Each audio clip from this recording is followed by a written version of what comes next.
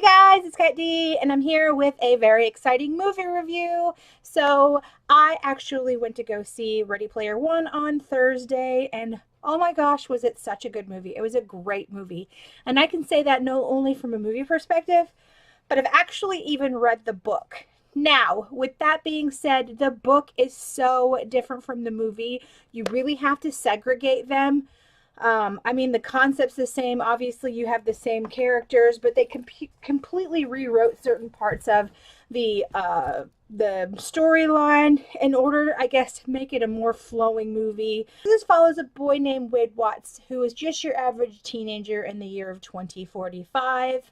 The difference between the year 2045 and now, however, is that everything and everyone does most of what they do through this virtual reality platform called the Oasis. Now, the Oasis was actually created by this guy named Jim Halliday, and he actually has passed away at this point. So people go to school in the Oasis, they meet friends in the Oasis, some of their best friends in the Oasis. They spend all of their time hooked up to this virtual reality program. I mean, even to the point to where they have like machines to when they're walking in real life, they're actually walking in virtual reality, and you are what you want people to see. So you can make an avatar based on whatever it is you want people to perceive you or how to perceive you. And they live in this virtual reality world.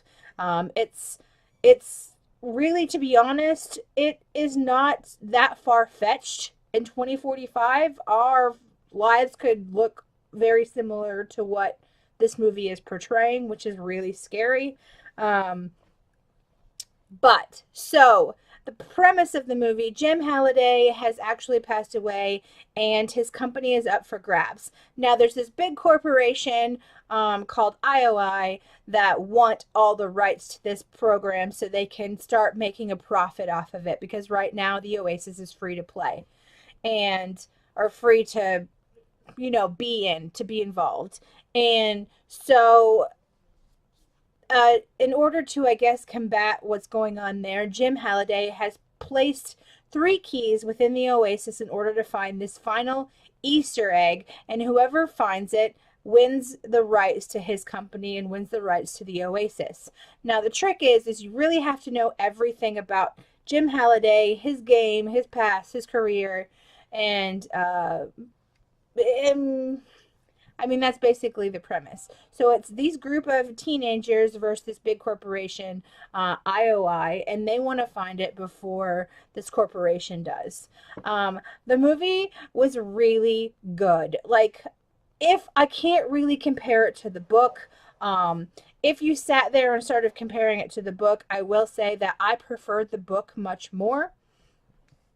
Um, but with that being said, my husband hasn't read the book and he really enjoyed the movie. So if I were rating the movie on a scale of 1 to 10, I think outside of that, I think it's a solid 8.5 out of 10. It was very enjoyable. It's one that I will probably buy and rewatch over and over again. I feel like the visual effects was amazing. If you were born in the late 80s, early 90s, I think you'll love all of the nostalgia pieces, maybe even the early 80s. Even later on, I mean, you see little sneak peeks of things from like Nightmare on Elm Street, from Gundam. There's anime in there. There's movie references from like Ferris Bueller. I mean, it is like when you hear something and it feels like it could be so realistic. Like these could be people in 2045 talking about how we were. Now, I think that's crazy, and that's how the book made me feel too. The book I can't like go into details without spoiling anything. So the book and the movie told the story in two completely different ways, but we're reviewing the movie here. So let's talk about the movie. So the movie right out of the gate was all action packed. You were like, what's going on? There was bits and pieces of it that I was like, oh my gosh, I'm so glad they changed this because it's making the movie a different experience than the book was. The only issues I really have to say that I had was there's some insta love that happened in the movie that I don't really like. I didn't like the insta love stuff that was going on. It's one of those tropes that I hate in books, and I hate them even more in movies. And if you watch the movie, you'll know what I'm talking about. Um, the love story in general, I couldn't really latch onto in the movie because of that, but everything else was so good that it really made up for that. Other than that, yeah, so it was really good. That was like the biggest issue I had for it. The plot was amazing. I mean, you think about it, the plot was amazing. It was cast really well for what it was. Like I said, if I was comparing it to the book, I would say that they casted everyone well except for one person, and I can't tell you that because it would spoil something. But if you haven't seen it, if you're into video games in any way, if you like pop culture, if you like movies, if you like music, go watch it. I think you'll enjoy it. Maybe not as much as I enjoyed it, but like I said, everybody has their own opinion, so this is just mine. Now, I really want to get into some spoilers, so that is all I really have to say about the movie to begin with. If you want to learn more about it and you want to know more about the differences between the book and the movie, then just keep watching.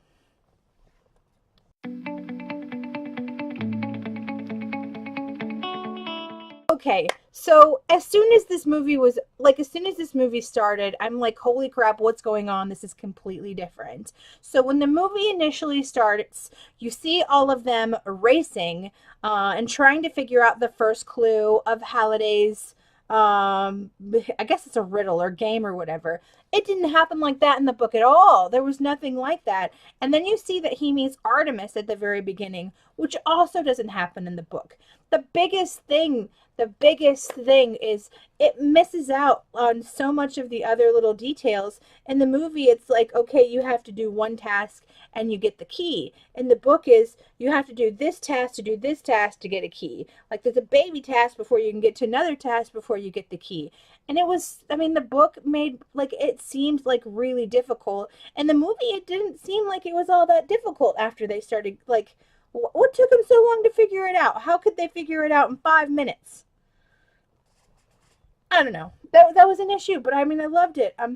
The whole love story between Wade and Artemis drove me absolutely crazy. He did not meet Artemis. I have the hiccups. I'm sorry. He did not meet Artemis until the very end of the book, and at the end of the book, they ended up at what was his name? Oh, Halliday's partner's house. Halliday's partner's house, who his Halliday's partner, well, ex-partner, actually is the one that set him up with all rigs and helped him at the very end of the book.